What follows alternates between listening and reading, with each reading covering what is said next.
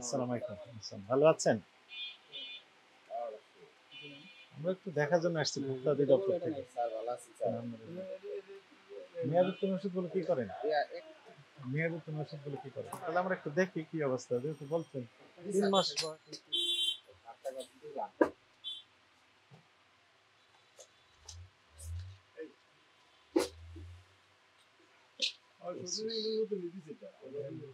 নতুন। ঠিক আছে।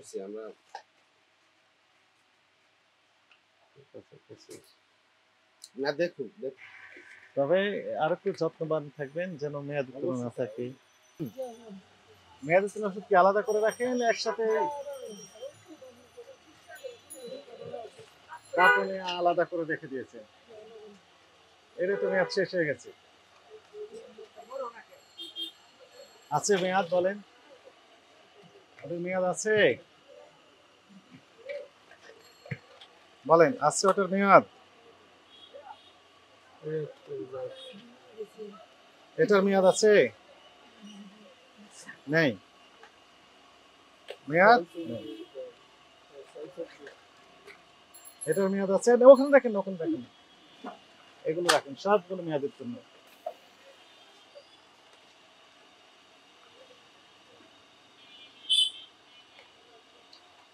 এই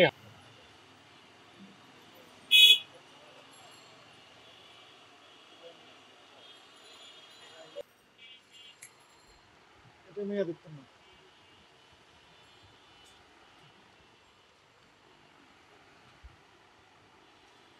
কতদিন পর পর চেক করেন আপনি?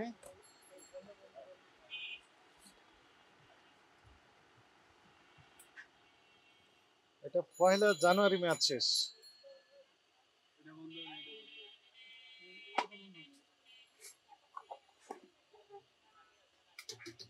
এটা মার্চে মেয়াদ শেষ। এটা সেপ্টেম্বর মেয়াদ শেষ। ওখানে রাখেন। কতগুলো পাওয়া গেল কয়েক মিনিটে? 1 2 3 4 5 6 7 8 9 10। আপনার এই অপরাধ স্বীকার করেন? আপনাকে সতর্কতামূলকভাবে 10,000 টাকা জরিমানা আরোপ করা হলো।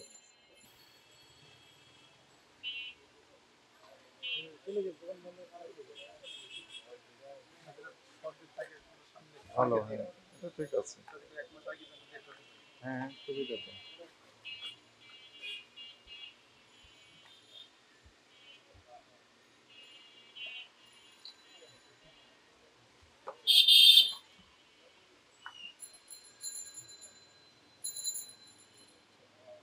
না তো আপনি বের করেন, মেয়াদ উত্তীর্ণগুলো বের করেন, যেখানে আছে সেখান থেকে বের করেন।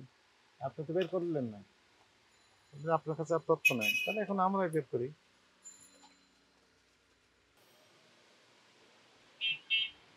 ফিজিশিয়ান স্যাম্পল বিক্রি করেন। ডাক্তার বসতে পারে, সমস্যা নেই। ডাক্তার ভিজিট করে কোথায় বসেন ডাক্তার? ডাক্তার বসেন, উনি দিবেন। আপনার কিন্তু এক্সিবিট করে বিক্রি করার জন্য না। ওরকম তো বিক্রি করেন না, অল্প বিক্রি করেন না। রোগী আসলে ওষুধ দেওয়ার মতো হয় তাহলে ফ্রি দেয়। ফ্রি দেয়? কে দেয়?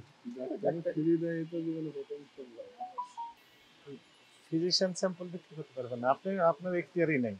আপনি বাসায় নিয়ে যা রাখবেন। এটা তো আপনার দাতব্য চিকিৎসালয় নয়, তাই না? দাতব্য প্রতিষ্ঠান, কিন্তু দান করার জন্য তো আপনি বসেননি, লাভ করার জন্য বসেছেন। এখানে ফ্রি দেন, এটা কেউ বিশ্বাস করবে? বলেন, একজন মানুষ বিশ্বাস করবেন?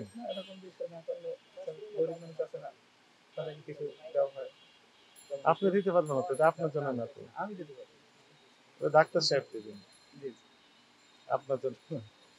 আপনাকে সতর্কতামূলক 5,000 টাকা জরিমানা করা হলো।